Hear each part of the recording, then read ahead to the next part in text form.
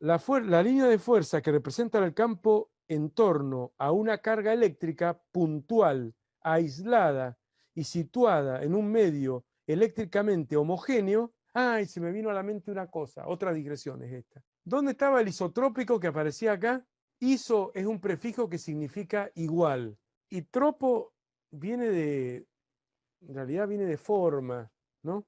Pero isotrópico, isotrópico significa que conserva las mismas propiedades en todas direcciones y sentidos, el medio. O sea que las propiedades no se alteran con la dirección y sentido. Homogéneo, bueno, homogéneo más o menos lo mismo, qué sé yo, no sé, no, pero isotrópico tiene que ver con eso, no importa, ahora no está el isotrópico. Pero bueno, vamos a leer el 16. Bueno, termino la digresión, volvamos. 16. La línea de fuerza que representan al campo en torno de una carga eléctrica puntual, aislada y situada en un medio eléctricamente homogéneo se caracteriza por todo lo siguiente excepto la línea de fuerza. Hemos hablado sobradamente de la línea de fuerza. No las vemos, pero es una forma de representar el campo eléctrico. Son líneas imaginarias que describen la trayectoria que seguiría una carga de prueba situada en el campo eléctrico. Esa es verdadera. Situada o abandonada en reposo, para más precisión. Son líneas imaginarias que describiría la trayectoria que seguiría una carga de prueba positiva dejada en reposo en un punto del campo eléctrico, que viajaría a favor de la línea. Y si la carga fuera negativa, también viajaría por la línea, pero en contra de la flecha, porque la línea de fuerza tiene sentido, tiene una flechita. Salen de la carga si esta es positiva e ingresan a ella si es negativa. Verdadero también, lo hemos visto ya.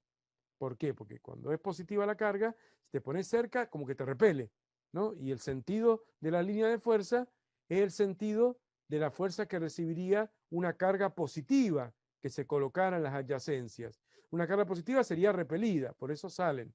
Y cuando es negativa, entran. Son tangentes a la dirección del campo eléctrico en cada punto. Verdadero. Mejor dicho, sí, sí, no estaba bien redactado. Yo lo dejé así, pero el campo eléctrico es tangente a la línea de campo en cada punto. Pero bueno, la línea es tangente al campo eléctrico, más o menos. No sé si es tan correcto decir que una curva es tangente a un vector. Yo diría al revés, ¿o no? Que el vector de intensidad de campo eléctrico es tangente a la curva. No importa, pero es verdadero. El número total de líneas disminuye con el aumento a la distancia a la carga. No, el número total de líneas no disminuye. No, esa es falsa. Para. Voy a leer la E mejor, que la E sí me parece verdadera de una. Su número por unidad de sección normal a ella, o sea, si el campo eléctrico es una zona espacial tridimensional, es un volumen.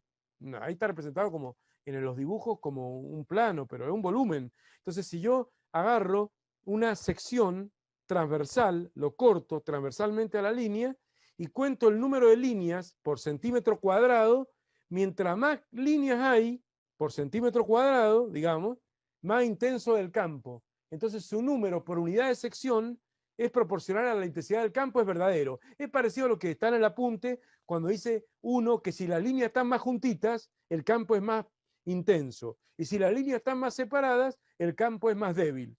Eso es lo que significa la E. ¿Se ubican? Entonces esa es verdadera. El número total de líneas disminuye con el aumento. No. A ver. El número total de líneas, la palabra total ya te alerta, ¿o no? Es uno solo. Es uno solo, ¿o no? Es proporcional a la carga. Nosotros no lo vamos a ver, pero hay un teorema llamado teorema de Gauss, donde te hace la integral de superficie en un volumen determinado y te dice que la carga positiva neta que hay adentro es proporcional a la línea de fuerza que salen, pero no, una vez que vos tenés una carga determinada, de esa carga salen una cantidad de líneas fijas. Con el aumento a la distancia no cambia el número de líneas totales. Lo que pasa es lo correcto es esto que está acá indicado como D, como E.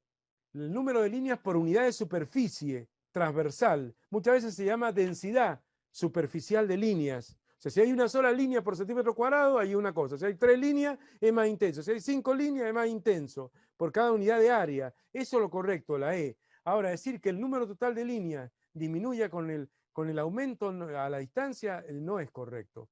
O sea, 16D.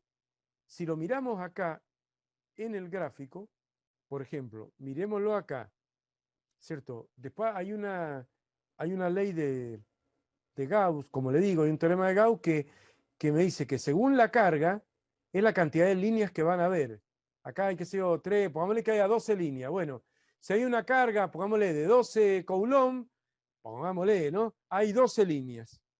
Bueno, si hay 15 coulomb ahí adentro, hay 15 líneas. Si hay 25 coulomb, hay 25 líneas. O sea, el número total de líneas que salen depende de la carga que hay adentro. Es así la cosa. No, no cambia con la distancia. Vos te alejás, pero siguen habiendo radialmente la misma cantidad de líneas. Con la distancia que lo que hace es disminuir la densidad de líneas por unidad de superficie, pero no las líneas totales, el número de líneas. Por eso cuando leí eso, el número de líneas totales, me alerté que no estaba bien.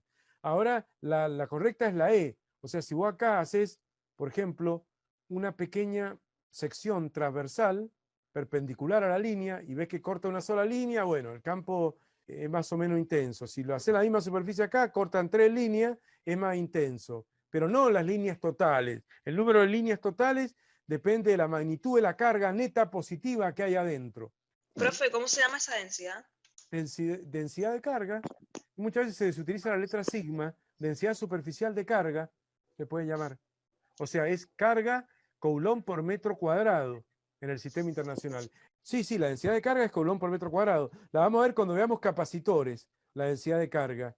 Pero no es exactamente este tema, ¿o no? Pero hay una placa metálica cargada, no una sola carguita puntual, sino toda una placa metálica extensa con una carga de, qué sé yo, de 15 coulomb.